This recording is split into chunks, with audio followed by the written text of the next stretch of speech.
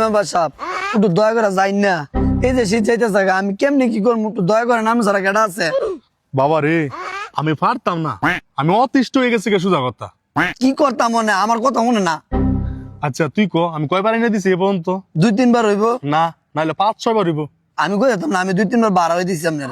কসে দিই ফোন, তোর বোর্ডারে আমি আইনা দেই বুঝাই টুজা জাগা, আবার আইনা দেই আবার জাগা, আবার আইনা দেই আবার জাগা। ক্যারেরি আমার কি একটা মান সম্মান নাই? আচ্ছা। আমি কি 10 জনের লগে উঠিবই না? হ্যাঁ। হ্যাঁ, তো ইত্যা যদি মানুষে জানে গ্রামবাসী তোর লাগে আমার মান সম্মান যায়, পরে কি হইব তুই ক?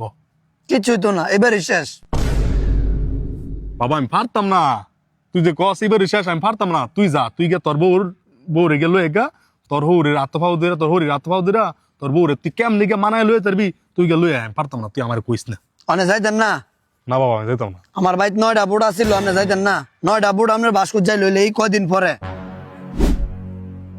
তুই কি এর গে তোর বউ আনতি?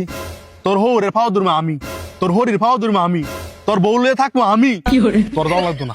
যা তুই খালি ভূত দিস। বুড়া শতানে কয় কি হারে বলে বুট দিতাম।